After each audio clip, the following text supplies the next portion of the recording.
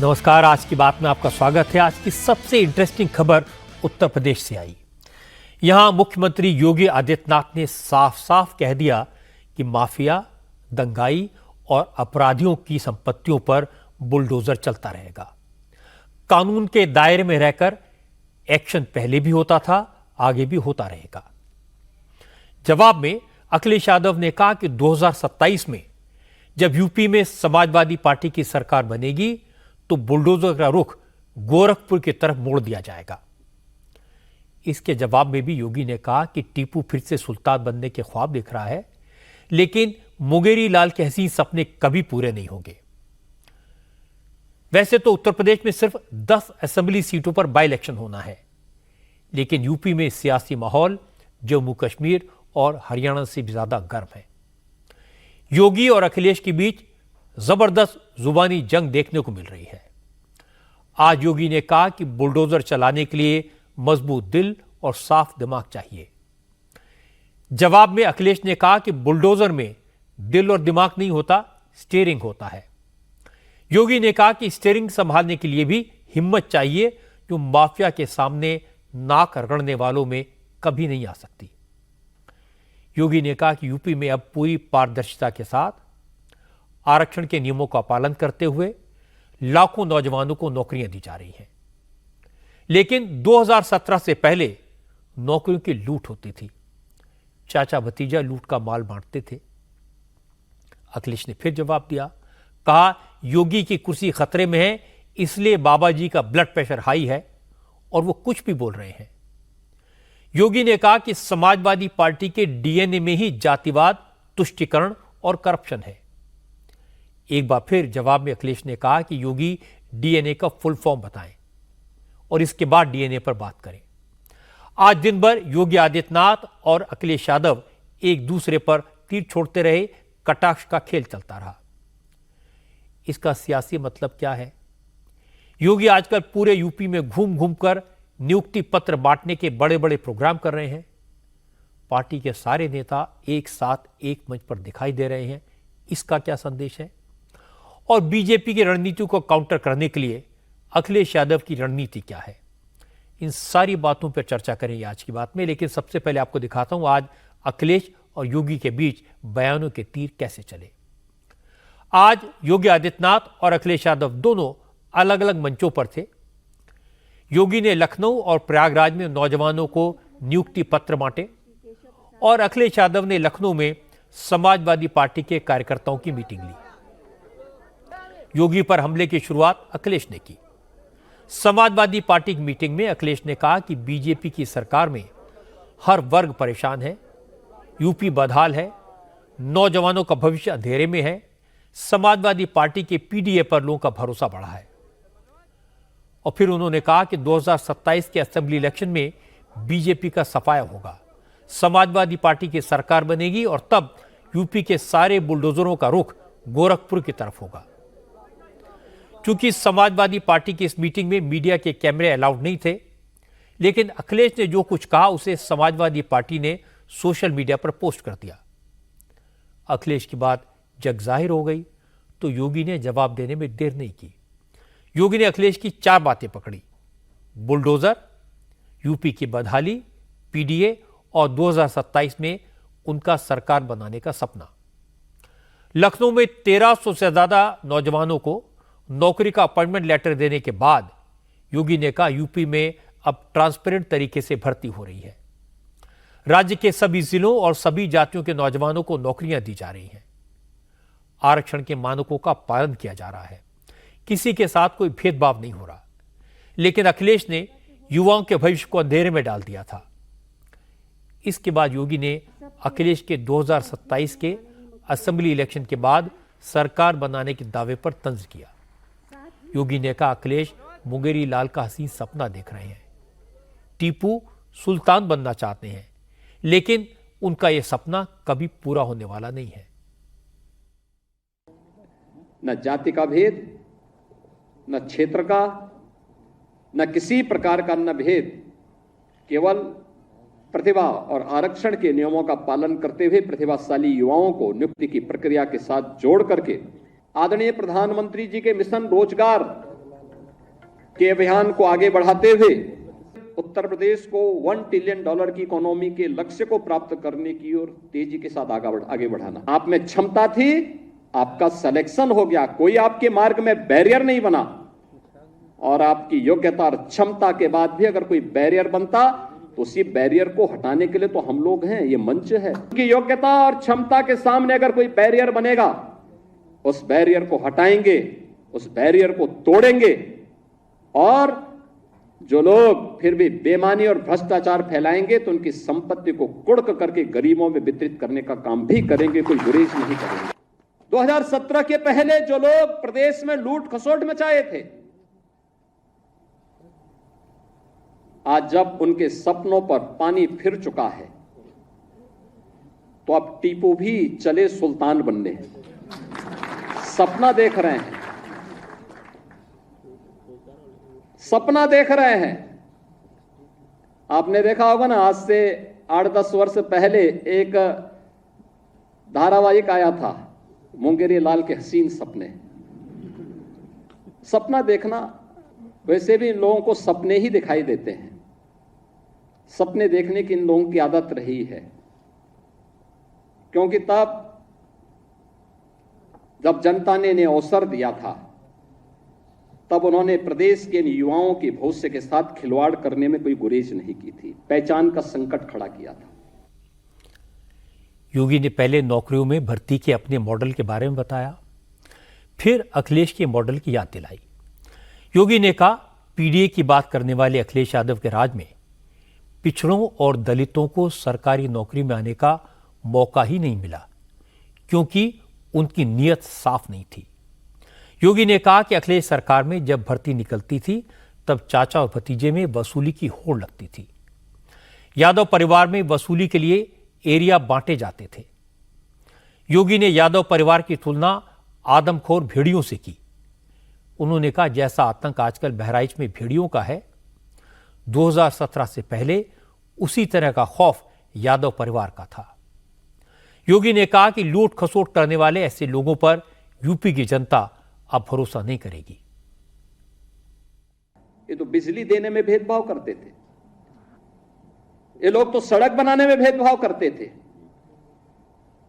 ये लोग तो नौजवानों को नौकरी देने में भेदभाव करते थे।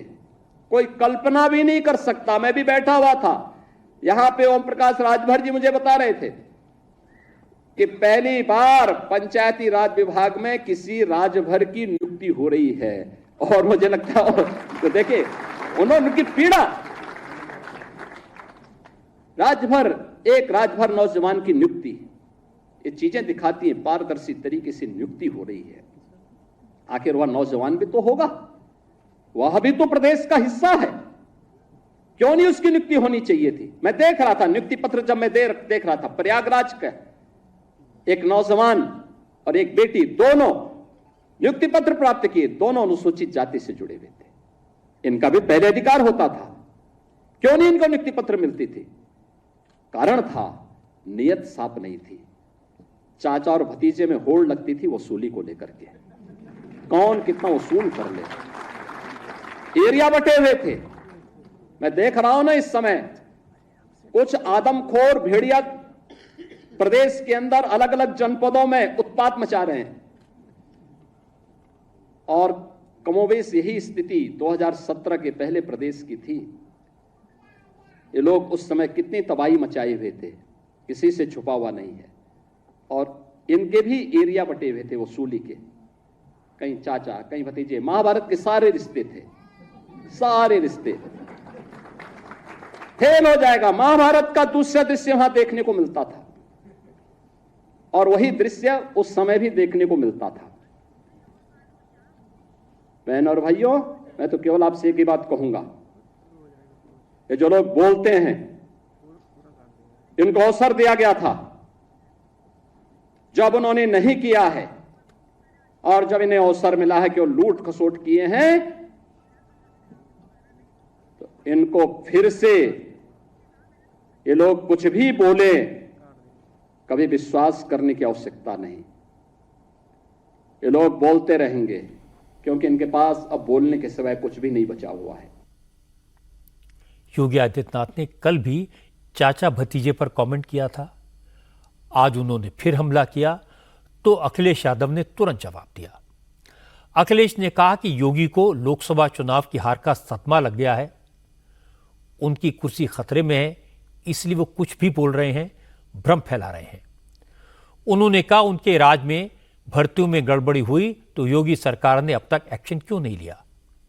क्या योगी भी इसमें शामिल थे? अखिलेश ने कहा आज भी यूपी में वही अफसर काम कर रहे हैं जो उनकी सरकार में काम कर रहे थे। योगी उनकी सरकार पर आरोप लगाकर इनडायरेक्टली उन अफसरों पर भी आरोप लगा रहे हैं और इसके लिए उन्हें माफी मांगनी चाहिए। आप समझ लो मुख्यमंत्री जी क्या है, सदमा लगा क्या, कहीं गिर पड़े? देखिए ऐसा है, बीजेपी का जो अंदर का मामला चल रहा है उसका परिणाम है कि ब्लड प्रेशर बढ़ा हुआ है। दिल्ली का डर सता रहा है और इन्हें इतना ही सब कुछ ठीक लग रहा है तो दिल्ली क्यों नहीं चले जाते, तो पूरे देश को ठीक कर दें। जो बात ये कहते हैं कि 2017 के पहले प्रदेश में लूट थी, यही तो कहते हैं। क्या उस समय भी मुख्यमंत्री जी शामिल थे उस लूट में? वो ये भी कहते हैं कि नौकरी के नाम पर वसूली होती थी। तो आज के अधिकारी कर्मचारी जो मुख्यमंत्री को आरोप लगा रहे हैं, जिन पे आरोप लगा रहे हैं अधिकारियों पर, क्या वो अधिकारी और कर्मचारियों से माफी मांगेंगे? क्या ऐसा तो नहीं है कि वो अधिकारी कर्मचारी उनके आसपास ही घूम रहे हों? जहां तक माफियाओं की बात है, पुराने रिकॉर्ड उठा करके देख लीजिए, किसी और को भी माफिया कहा जाता था। क्योंकि अखिलेश यादव ने समाजवादी पार्टी की मीटिंग में 2027 के बाद बुलडोजर का रुख गोरखपुर की तरफ मोड़ने की बात कही थी, इसलिए आज योगी ने बुलडोजर पर समाजवादी पार्टी को करारा जवाब दिया। योगी ने कहा उनकी सरकार का बुलडोजर कानून के दायरे में चला और बुलडोजर चलाने के लिए हिम्मत चाहिए, दृढ़ इच्छा शक्ति चाहिए। बुलडोजर जैसी क्षमता जिसमें हो वही उसे चला सकता है। योगी ने कहा कि एक वक्त था जब यूपी में दंगा होता था, माफिया का आतंक था, यूपी का विकास रुक गया था क्योंकि दंगाइयों और माफिया के आगे घुटने टेकने वाले लोग बुलडोजर नहीं चला सकते। जिन लोगों को अवसर मिला उन्होंने पहले पहचान का संकट खड़ा किया अपनी अराजक गतिविधियों से, अपने भ्रष्टाचारी गतिविधियों से, और फिर प्रदेश को दंगों की आग में झोंकने का काम भी किया था। प्रदेश के शांतिपूर्ण और सौहार्दपूर्ण माहौल को आपस में ही लड़ाने का काम किया। पहले जाति जाति को लड़ाया, फिर वर्ग, मत और मजहबों को आपस में ही भिड़ाने का काम किया। महीनों महीनों दंगों की आग में झुलसता रहा उत्तर प्रदेश। तो उत्तर प्रदेश जब शांति और सौहार्द नहीं रहेगा, कोई निवेश क्यों करेगा? विकास कैसे हो पाएगा? पहचान का संकट खड़ा होगा, हर तबके का व्यक्ति तबाह होगा। और आज ये लोग फिर से अपना रंग और रोगन बदल करके फिर नए रूप में आपके सामने प्रदेश की जनता को गुमराह करने के लिए फिर से आना चाहते हैं। बुलडोजर पे हर एक व्यक्ति के हाथ नहीं फिट हो सकते। इसके लिए दिल और दिमाग दोनों चाहिए, दिल और दिमाग दोनों चाहिए। बुलडोजर जैसी क्षमता और दृढ़ प्रतिज्ञा जिसमें हो वही बुलडोजर चला सकता है। दंगाइयों के सामने नाक रगड़ने वाले लोग बुलडोजर के सामने वैसे ही पस्त हो जाएंगे। योगी के बुलडोजर वाले इस बयान पर अखिलेश यादव ने कहा अब तो सुप्रीम कोर्ट ने कह दिया है कि बुलडोजर एक्शन ठीक नहीं है, इस पर गाइडलाइंस बनाई जाएंगी। अखिलेश ने कहा कि बीजेपी राजनीतिक विरोधियों से बुलडोजर के जरिए बदला ले रही है। अगर नक्शे पास नहीं है इसलिए बुलडोजर चला दिया जाए तो योगी बताएं क्या मुख्यमंत्री आवास का नक्शा पास है? क्योंकि योगी ने कहा था कि बुलडोजर चलाने के लिए मजबूत दिल और हिम्मत चाहिए। इस पर अखिलेश ने कहा बुलडोजर दिल दिमाग से नहीं, स्टीयरिंग के कंट्रोल से चलता है और जनता कल किसी और के हाथ में बुलडोजर का स्टीयरिंग दे सकती है। कल ही सुप्रीम कोर्ट ने कहा है कि अब बुलडोजर नहीं चल सकता है, तो क्या अभी तक जो बुलडोजर चल रहा था उसके लिए सरकार माफी मांगेगी कि नहीं मांगेगी? अगर नक्शा ही सवाल है तो सरकार ये बताए कि मुख्यमंत्री आवास का नक्शा पास है। और कब पास हुआ था ये भी बता दें, कागज दिखा दें उसके।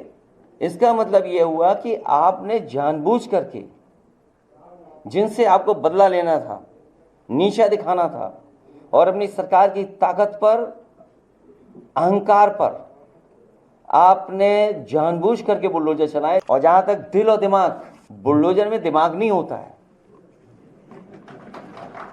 स्टीयरिंग होता है उसमें, स्टीयरिंग से चलता है बुलडोजर। उत्तर प्रदेश की जनता कब किसका स्टीयरिंग बदल दे या दिल्ली वाले कब किसका स्टीयरिंग बदल दें।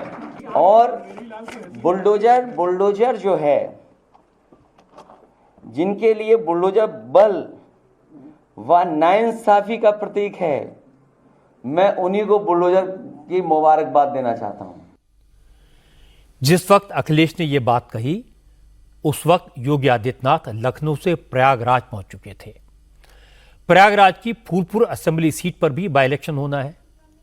योगी ने फूलपुर में 10,000 युवाओं को स्मार्टफोन और टैबलेट बांटे, 5,000 नौजवानों को अपॉइंटमेंट लेटर दिए, अपना उद्योग शुरू करने वाले युवाओं को 600 करोड़ रुपए के लोन अप्रूवल सर्टिफिकेट भी दिए। इसके बाद योगी ने एक बार फिर अखिलेश को जवाब दिया, फिर बुलडोजर का जिक्र किया। योगी ने कहा यह उनके बुलडोजर मॉडल का ही असर है कि अब यूपी में दंगे नहीं होते। अखिलेश यादव और उनकी सरकार माफिया को पालती थी, उनके इशारों पर काम करती थी, लेकिन 2017 के बाद से सारे माफिया मिट्टी में मिल गए। अब दंगा करने वाले बुलडोजर के डर से पैंट गीली कर रहे हैं। हम सुरक्षा सबको देंगे, सम्मान सबको देंगे, विकास सबका करेंगे, लेकिन अगर किसी ने किसी बेटी वहां चलती हुई बेटी पर हाथ डालने का दुस्साहस किया तो उसके हाथ अलग होंगे, पैर अलग होंगे, जरूर करवा देंगे। माफिया अगर सिर उठाने का दुस्साहस करेगा तो उसको मिट्टी में मिलाने का काम भी सरकार करेगी। ये जो बड़ी बड़ी घोषणाएं कर रहे हैं, ये वही लोग हैं जिन माफियाओं के सामने आज कभी नाक रगड़ा करते थे, उनके सामने, दंगाइयों के सामने नाक रगड़ा करते थे। अरे बुलडोजर चलाने के लिए हिम्मत चाहिए, हिम्मत। ये दंगाइयों के सामने और माफियाओं के सामने नाक रगड़ने वाले बुलडोजर क्या चलाएंगे? बुलडोजर को देख करके इनको वैसे ही हार्ट अटैक हो जाएगा।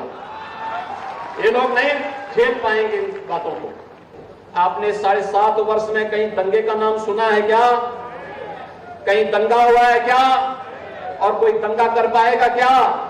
अच्छे दंगाई दंगा करना भूल गए हैं। इस समाजवादी पार्टी की सरकार को, कांग्रेस की सरकार को जो माफिया संचालित करते थे, उन माफियाओं की पैंट गीली होती हुई भी आप लोगों ने देखी होगी, कैसे गिड़गिड़ाते थे। बहन और भाइयों, ये माफिया समाज का कोड है, कोड। जब तक आप इसको निकाल बाहर नहीं करेंगे, तब तक वर्तमान और भविष्य ये लोग लगातार आपका खराब करते रहेंगे। और इसलिए लड़ने का एक जज्बा, जैसे सरकार लड़ रही है, ऐसे ही हम सबको लड़ना होगा। बुलडोजर पर यह वार पलटवार यहीं खत्म नहीं हुआ। प्रयागराज में योगी की मीटिंग के बाद अखिलेश ने ट्विटर पर फिर लिखा कि अगर आपका बुलडोजर मॉडल इतना ही कामयाब है तो अलग पार्टी बनाकर बुलडोजर के सिंबल पर चुनाव लड़ लें। आपका भ्रम भी टूट जाएगा और घमंड भी। वैसे भी आपके जो हालात हैं उसमें आप बीजेपी में होते हुए भी नहीं के बराबर हैं। अलग पार्टी तो आपको आज नहीं तो कल बनानी ही पड़ेगी। क्योंकि योगी आदित्यनाथ ने समाजवादी पार्टी के डीएनए पर सवाल उठाया था, तो अखिलेश यादव ने कहा कि योगी को समाजवादी पार्टी का डीएनए बताने से पहले डीएनए का फुल फॉर्म पता कर लेना चाहिए। हमारे मुख्यमंत्री कहने को योगी हैं कि कभी कभी बायोलॉजिस्ट भी बन जाते हैं। हमारे मुख्यमंत्री जी को चिंता है डीएनए की, उन्हें बहुत चिंता है डीएनए की। मैं बहुत दिनों से सोच रहा था कि शायद किसी दिन वो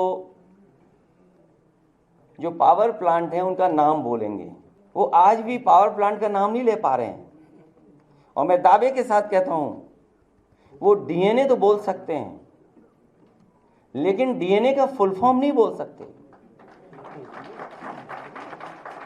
इसलिए डीएनए को बोलने से पहले कि समाजवादियों के डीएनए में क्या है, कम से कम डीएनए का फुल फॉर्म तो बता दें।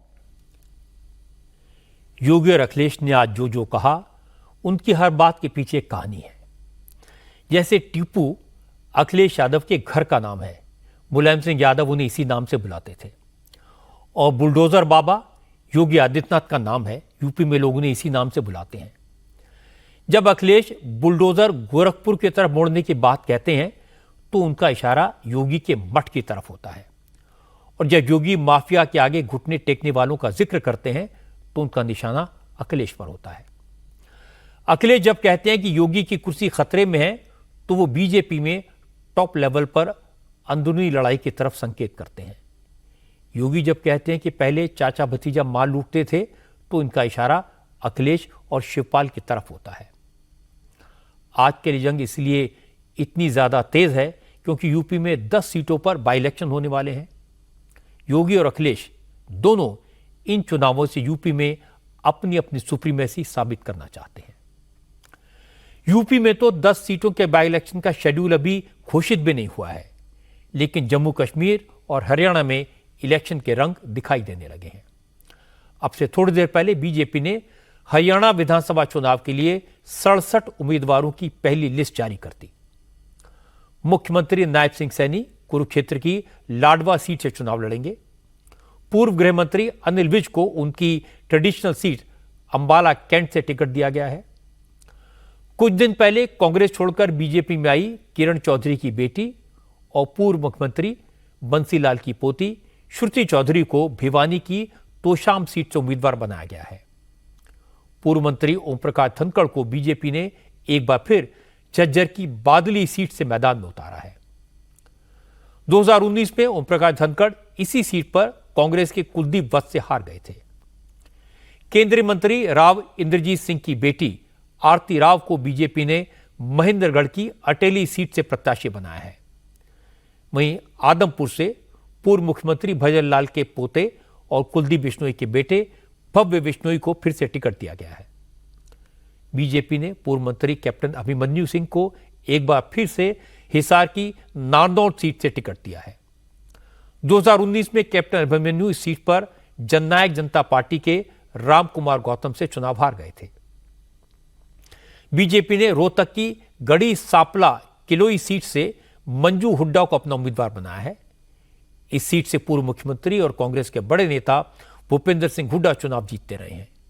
मंजू हुड्डा रोहतक की जिला परिषद की चेयरपर्सन है। 2022 में जिला परिषद का चुनाव जीतने के बाद मंजू हुड्डा बीजेपी में शामिल हो गई थी। बीजेपी की पहली लिस्ट आने के बाद केंद्रीय मंत्री मनोहर लाल खट्टर ने कहा कि उम्मीदवारों को लेकर पार्टी में किसी तरह का कोई झगड़ा नहीं है। उम्मीदवारों की पहली लिस्ट आ गई है, 1-2 दिन में दूसरी लिस्ट भी जारी हो जाएगी। खट्टर ने कहा बीजेपी की तैयारी पूरी है, लेकिन कांग्रेस अब पार्टनर खोजने की कोशिश कर रही है क्योंकि उसे समझ आ गया कि वो अकेले बीजेपी का मुकाबला नहीं कर सकती।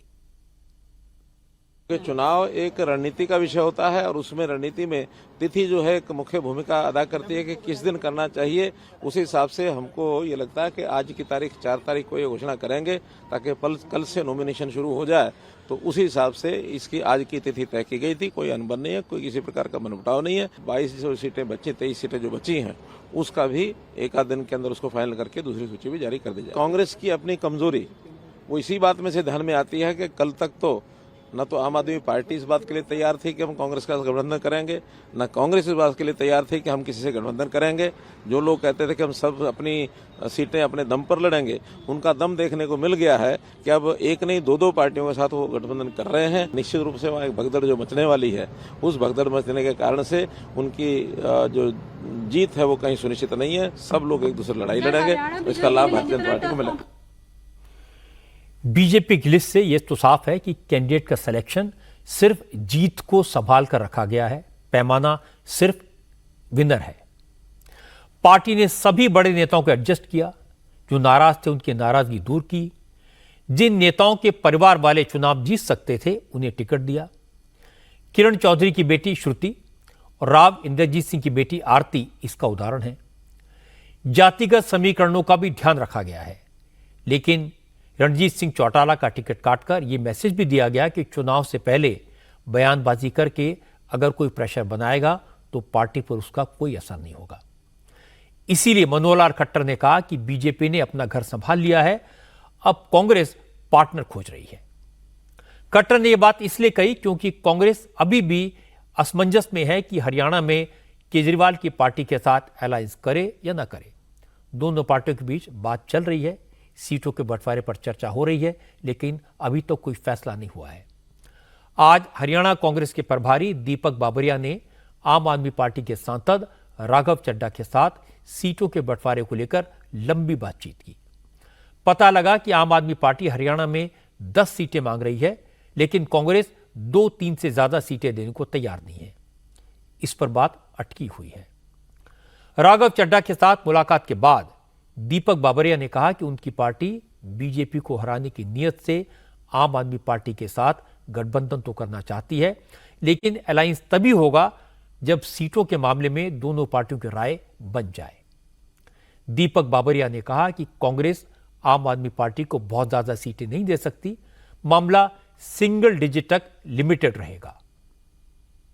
हमारी बात उनसे चल रही है। वी आर एक्सप्लोरिंग के जो है कोई भी आप समझौता करते हैं वो एक विन विन सिचुएशन वाला समझौता ही हो सकता है। हमारे उनके फ़ायदे की बात हो, वो फ़ायदे की इसके लिए हम तलाश रहे हैं और देखो 1-2 दिन में वो फाइनल हो जाएगा। उम्मीद रखते हैं कि फाइनल हो जाएगा, नहीं तो छोड़ देंगे। मैं नंबर गेम में कोई जवाब नहीं दूंगा। ये चीज़ें जो हैं वो हमारी 1-to-1 बातचीत की है, मैं मीडिया में वो नहीं ले जाना चाहता, वो एक स्पेकुलेशन वाली बात बन जाती है। मगर मैंने जैसे पहले ही कहा कि जहां हमारी और इनकी दोनों की एक विन विन सिचुएशन बनती है वहां हम वो बात को ले जाएंगे। It will be very small number, single digit. Deepak Babaria ने कांग्रेस की राय बता दी। यह भी कह दिया कि आम आदमी पार्टी ज्यादा सीटों की उम्मीद न करे। इस पर संजय सिंह ने कहा कि वैसे तो आम आदमी पार्टी सभी 90 सीटों पर लड़ने के लिए तैयार है, लेकिन आगे क्या होगा? आम आदमी पार्टी 10 सीटों पर लड़ेगी या 7 पर? कांग्रेस के साथ समझौता होगा या नहीं, ये अभी डेफिनेटली नहीं कहा जा सकता। 90 सीटों पे लड़ेंगे, गठबंधन में लड़ेंगे, 10 सीटों पे लड़ेंगे, कितने सीटों पे लड़ेंगे, प्रतीक्षा कीजिए और जो अंतिम निर्णय होगा वो आप लोगों को जानकारी देंगे। जो अभी तक सामने आया है वो बता दिया आप। अच्छा, क्या जरूरत महसूस हो रही है? आप लोग पहले कह रहे थे कि 90 सीट पे हम लोग तैयारी कर रहे हैं, कांग्रेस ये कह रही है कि हम सरकार बनाने की स्थिति में है, इसके बाद भी गठबंधन की जरूरत क्यों महसूस पड़ी? मैं कह रहा हूं अगर आप थोड़ा इंतजार करेंगे तो आपको सारी बातों का जवाब मिल जाएगा, तो इसलिए अभी उस पर कोई मेरी ओर से प्रतिक्रिया देना ठीक नहीं है। प्रतीक्षा कीजिए और जो रिजल्ट आएगा आपके सामने होगा। कांग्रेस सत्ता अलायंस के मुद्दे पर हरियाणा में आम आदमी पार्टी के अध्यक्ष सुशील गुप्ता का टोन कल के मुकाबले आज बदला हुआ था। सुशील गुप्ता ने कल कहा था कि वैसे तो इस मामले में आखिरी फैसला केजरीवाल करेंगे, लेकिन उनकी राय यह है कि पार्टी को अकेले लड़ना चाहिए। आज सुशील गुप्ता ने कहा कि वो बीजेपी को हराने के लिए कांग्रेस से हाथ मिलाने को तैयार हैं। पार्टी हाईकमान जो फैसला करेगा उसे वो मानेंगे। मेरी जिम्मेदारी बनती है कि हम सब मिलकर इस भाजपा की अहंकारी तानाशाही सरकार को जड़ से उखाड़ के फेंकें। जिस सरकार ने हरियाणा को नशे में धकेल दिया, जिस सरकार ने बेरोजगारी चरम सीमा पर पहुंचा दी, जिस सरकार के अंदर व्यापारी डर के साए में जी रहे, जो सरकार किसानों के जले पे नमक छिड़कता रहती है, उस सरकार को भगाना, उस सरकार का विदाई करना हमारा लक्ष्य है और इसके लिए जो भी रास्ते से गुजरना पड़ेगा हम उस रास्ते से गुजरेंगे।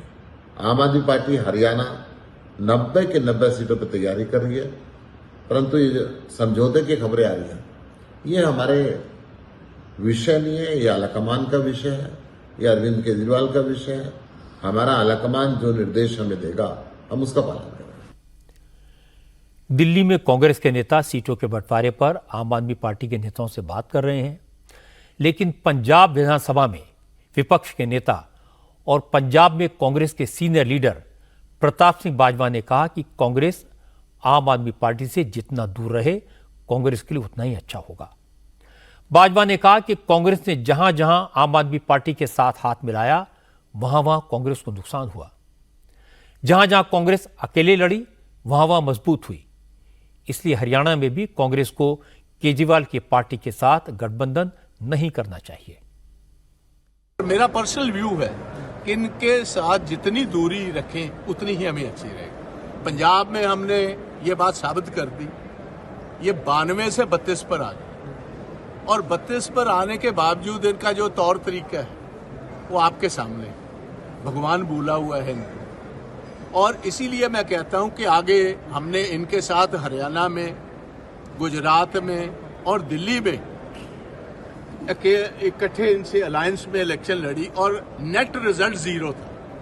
एक कुरुक्षेत्र की इलेक्शन आपको हमने टिकट दी, वहां से अगर हमारा कैंडिडेट होता कांग्रेस का 100% जीता। और ये मेरा मानना है कि अगर दिल्ली में भी हम अकेले लड़ते ये सारी इलेक्शंस को, कम से कम 2 से 3 पार्लियामेंट 5 में से सीट हमें मिले।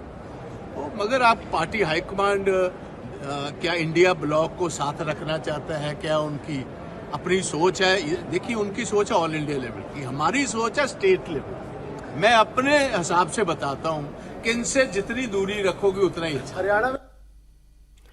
हरियाणा में कांग्रेस और आम आदमी पार्टी मिलकर लड़ें, ये दोनों पार्टियों की नेशनल लीडरशिप की इच्छा है। लेकिन हरियाणा, पंजाब और दिल्ली में दोनों पार्टियों के स्थानीय नेता अलायंस के फेवर में नहीं है। इसकी वजह समझना मुश्किल नहीं है। दिल्ली और पंजाब में आम आदमी पार्टी कांग्रेस को हराकर पावर में आई। हरियाणा में कांग्रेस के नेता अपनी जीत को लेकर आश्वस्त हैं। उन्हें नहीं लगता कि चुनाव जीतने के लिए उन्हें किसी अलायंस की जरूरत है। लेकिन नेशनल लेवल के लीडर्स के निशाने पर मोदी हैं। वो बीजेपी को हराने के लिए साथ आना चाहते हैं। स्थानीय नेताओं के सामने मोदी नहीं है, वो तो एक दूसरे को हराना चाहते हैं। वैसे कांग्रेस हरियाणा में चुनाव जीतने की हर संभव कोशिश कर रही है। इसके लिए अब रेसलर विनेश फोगाट और बजरंग पूनिया को भी चुनावी दंगल में उतारने के लिए मनाने की कोशिश हो रही है। आज राहुल गांधी की बजरंग पूनिया और विनेश फोगाट से मुलाकात हुई। इसके बाद दोनों रेसलर कांग्रेस के महासचिव केसी वेणुगोपाल से भी मिले।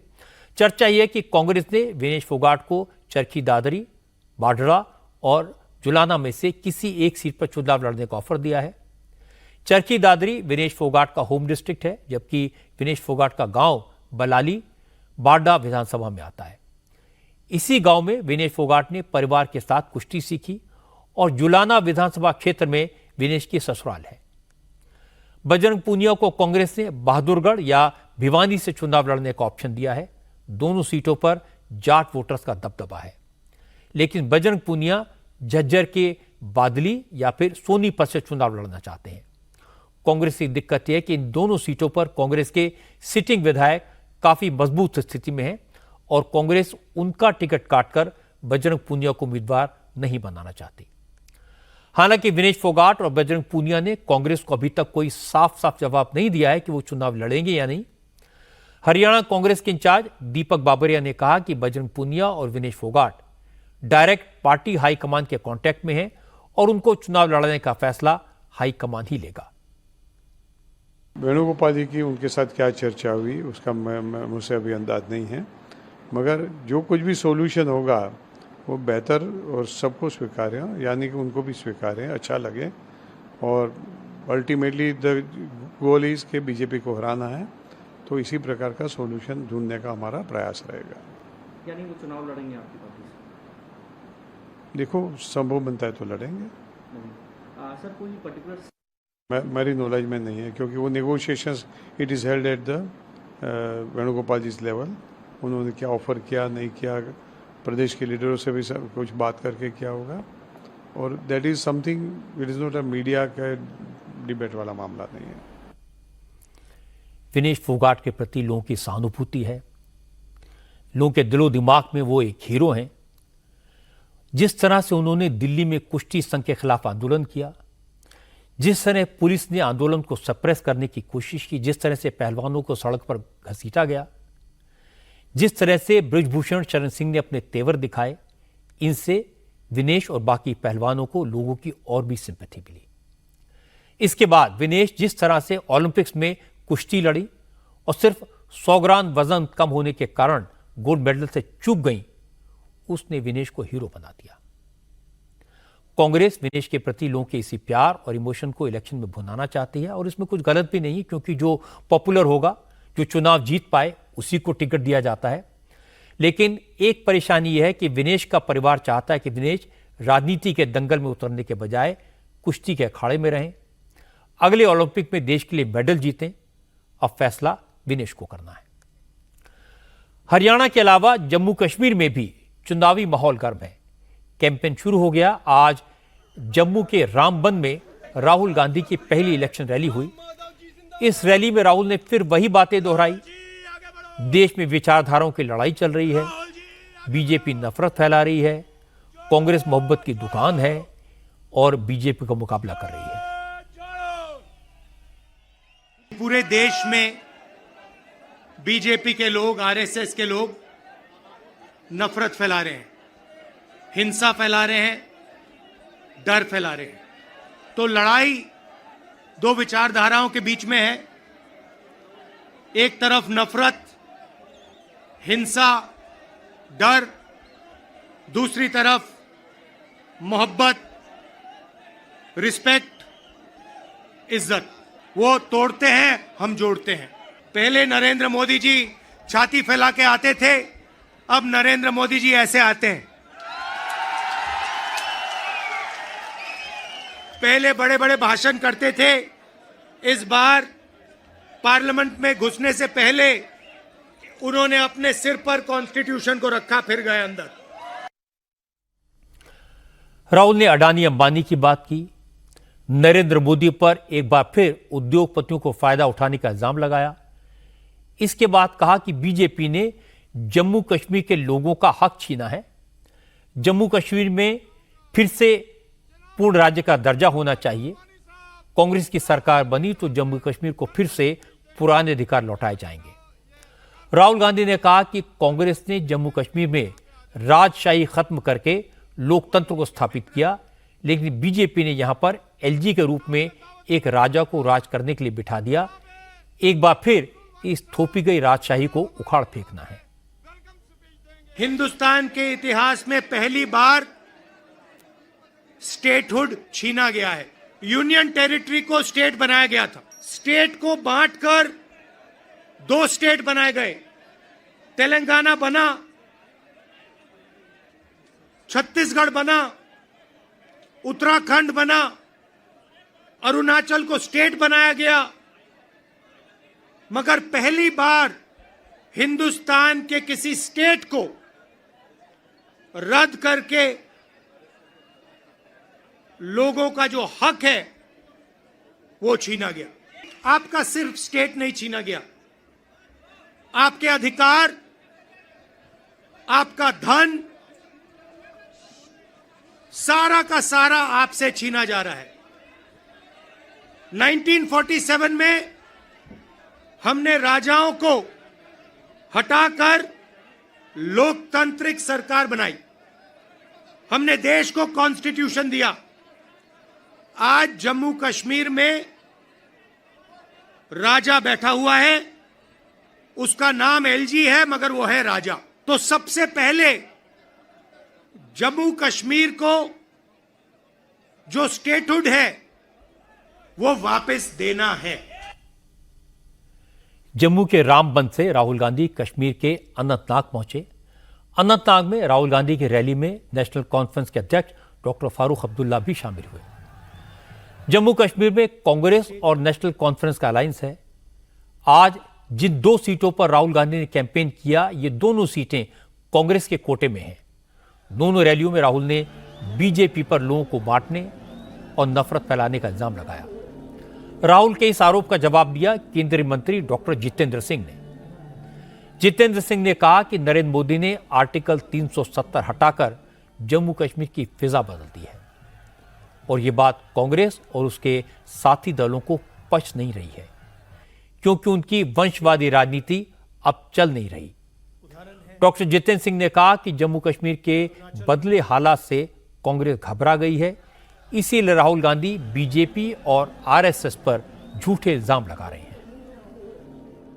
जो लोग इस तरह की बातें करते हैं कि भारतीय जनता पार्टी नफरत फैलाने का काम कर रही है, कि मोदी जी की सरकार नफरत फैलाने का काम कर रही है। वो कहीं ना कहीं जाने अनजाने में ये संकेत दे रहे हैं, ये इशारा कर रहे हैं कि हम चाहते हैं कि वही दौर वापस आए, वही 8% वोटर हो। ये माहौल ये मोदी जी की देन है। जब आपकी सरकार थी मरकज में, जब आपकी सरकार थी रियासत में, आप जरूरत नहीं करते थे अपने बंद कमरे से बाहर निकलने का।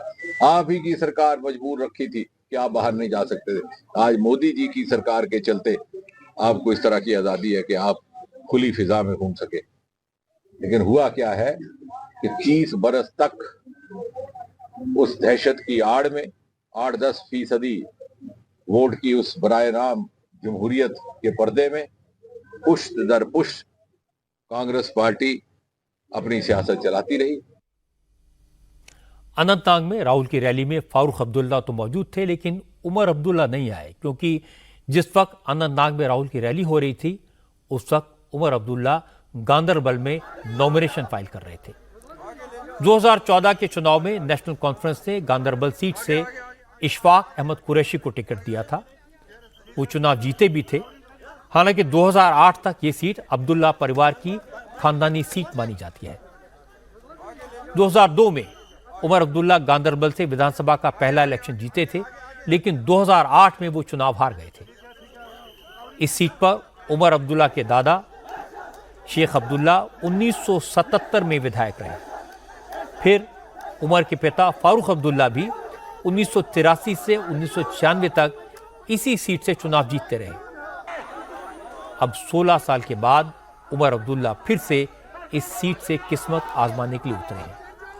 और आज जब नॉमिनेशन फाइल करने के बाद उमर अब्दुल्ला सपोर्टर्स के बीच पहुंचे तो अपनी टोपी उतारकर लोगों के सामने रख दी और चुनाव जिताने की अपील की।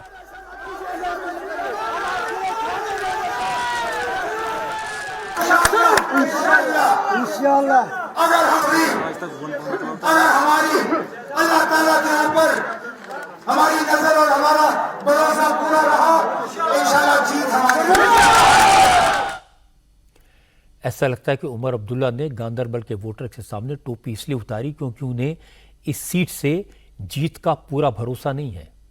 इसका एक सबूत कल भी देखने को मिलेगा जब उमर अब्दुल्ला बडगाम सीट से नॉमिनेशन फाइल करेंगे। वहीं बीजेपी ने भी पहली बार कश्मीर वैली में पूरे दमखम के साथ चुनाव लड़ने का फैसला किया है। इस बार जम्मू कश्मीर के विधानसभा चुनाव में बीजेपी ने अब तक जिन 51 उम्मीदवारों की लिस्ट जारी की है उनमें 18 मुसलमानों को भी टिकट दिया है। आज लाल चौक से BJP candidate engineer Ejaz Hussain और नेशनल कॉन्फ्रेंस के उम्मीदवार एहसन परदेसी दोनों ने नॉमिनेशन फाइल किया। एजाज हुसैन का पर्चा भरवाने के लिए जम्मू कश्मीर के बीजेपी प्रभारी राम माधव भी श्रीनगर पहुंचे थे। नॉमिनेशन फाइल करने के बाद एजाज हुसैन ने समर्थकों के बीच मिठाई बांटकर जश्न मनाया। एजाज हुसैन ने कहा कि जम्मू कश्मीर पीडीपी और नेशनल कॉन्फ्रेंस जैसी परिवारवादी पार्टियों से ऊब चुका है और उन्हें पूरा यकीन है कि इस बार लाल चौक की जनता उनको मौका देगी। मैं मानता हूँ, देखो चुनौती भी है और देखिए जो एनसी हो या रीजनल पार्टी जिनके साथ हमारी लड़ाई है वो बहुत बड़ी ताकतें हैं।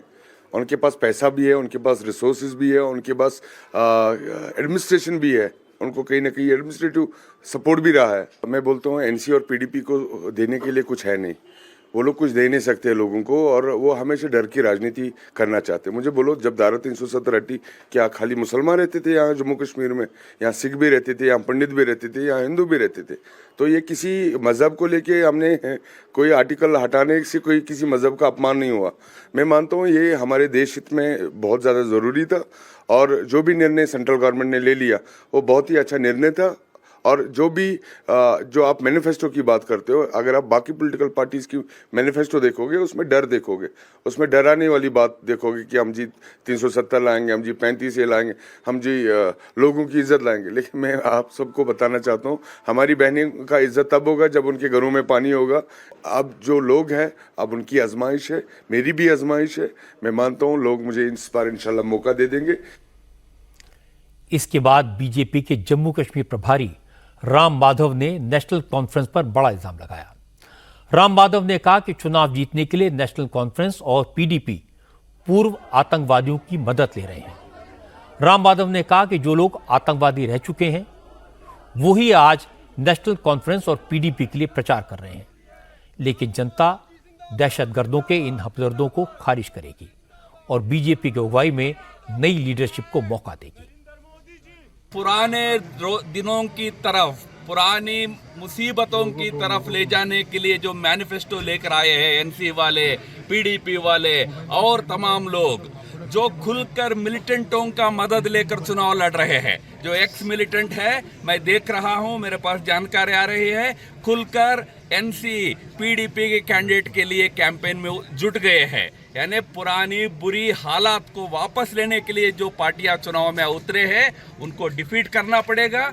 जो शांति चाहने वाले, आतंकवाद का समर्थन बिल्कुल नहीं करने वाले, विकास चाहने वाले, ऐसे नए लोग, नए पार्टियां, नए लीडर्स कश्मीर घाटी में भी उभरेंगे।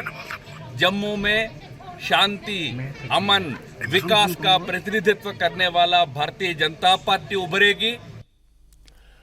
राम माधव के इस इल्जाम पर उमर अब्दुल्ला ने कहा कि बीजेपी उनकी चिंता न करे, उन्हें नसीहत न दे, क्योंकि बीजेपी खुद इंडिपेंडेंट उम्मीदवारों की मदद से उनको हराने की साजिश रच रही है, लेकिन इससे उन्हें कोई फर्क नहीं पड़ेगा क्योंकि उन्हें गांधरबल के लोगों पर पूरा भरोसा है।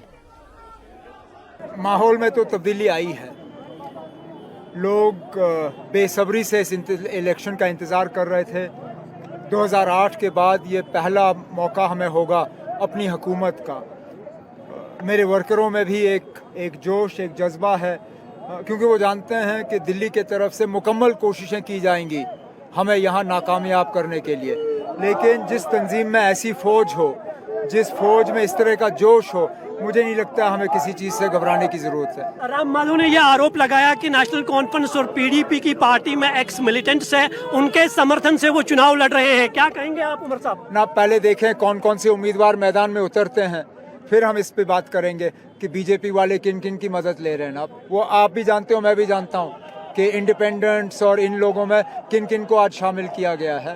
हम तो जो है सामने है ना, हमारे टिकट पे लोग लड़ रहे हैं, मुझे बताएं ना कौन है उनमें से ऐसा। जम्मू कश्मीर में नेशनल कॉन्फ्रेंस और बीजेपी के बीच जंग के इश्यूज बिल्कुल साफ हैं। बीजेपी कह रही है नेशनल कॉन्फ्रेंस परिवारवादी है, अब्दुल्ला परिवार की पार्टी कह रही है कि बीजेपी मुसलमानों के दुश्मन है। बीजेपी का दावा है कि धारा 370 हटाकर उसने कश्मीर की फिजा बदल दी है। नेशनल कॉन्फ्रेंस का कहना है कि आर्टिकल 370 हटाकर कोई फायदा नहीं हुआ, बीजेपी ने कश्मीर को बर्बाद कर दिया। ये सारी बातें तो समझ आती हैं, लेकिन जम्मू कश्मीर के चुनाव में अंबानी अडानी कहां से आ गए, यह समझना मुश्किल है।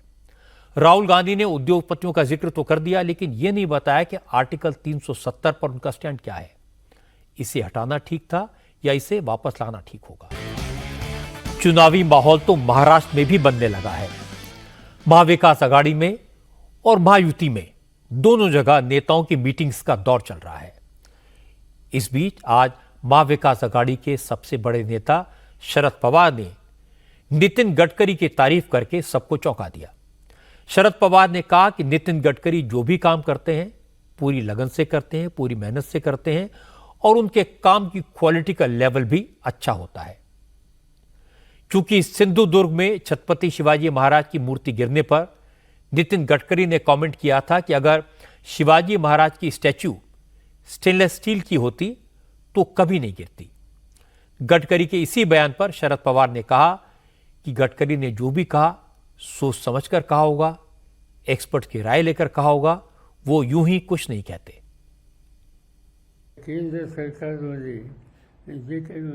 केंद्र सरकार में कई मंत्री हैं, उनमें से एक मंत्री नितिन गडकरी भी हैं। मेरा अपना कई साल का अनुभव है कि नितिन गडकरी अगर कोई काम हाथ में लेते हैं तो उस काम को पूरी लगन से करते हैं और काम का स्तर भी वो बेहतर रखते हैं। उदाहरण के लिए मुंबई पुणे एक्सप्रेसवे हो या कोल्हापुर बेलगांव सड़क।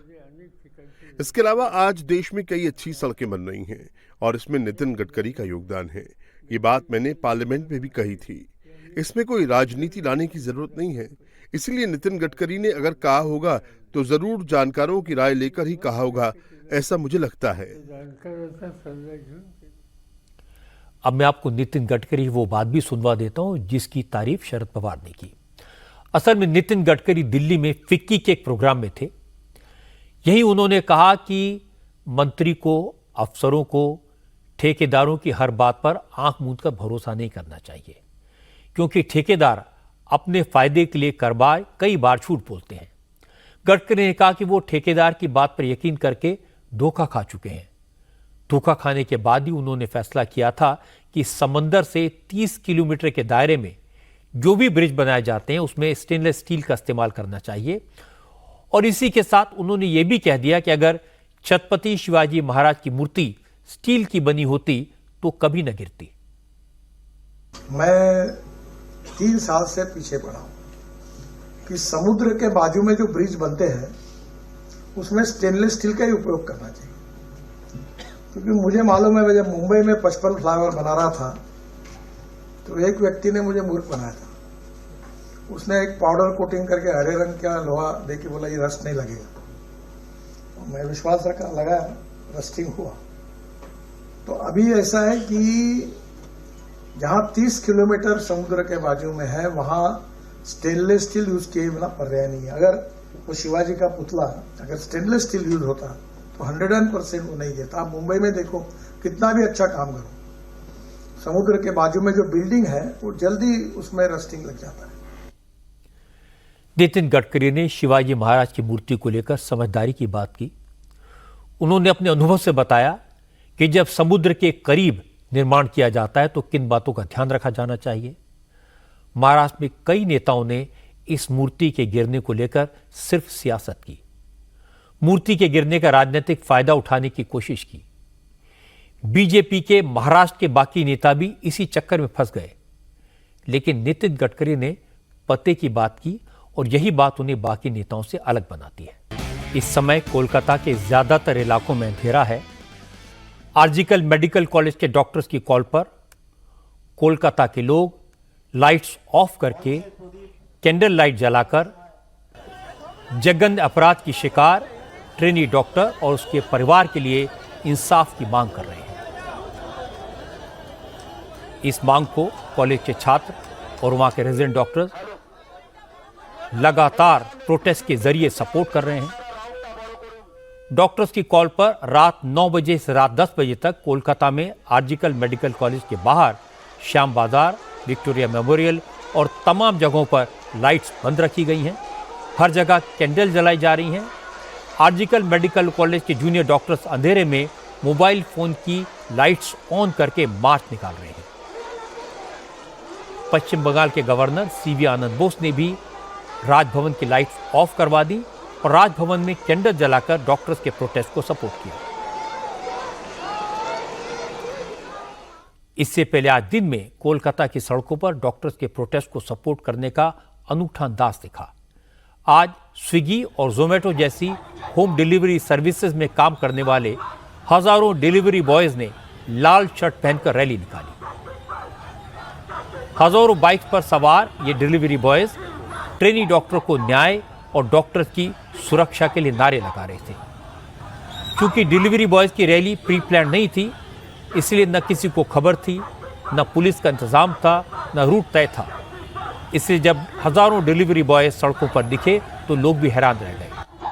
उनके इस जज्बे को लोगों ने सैल्यूट किया।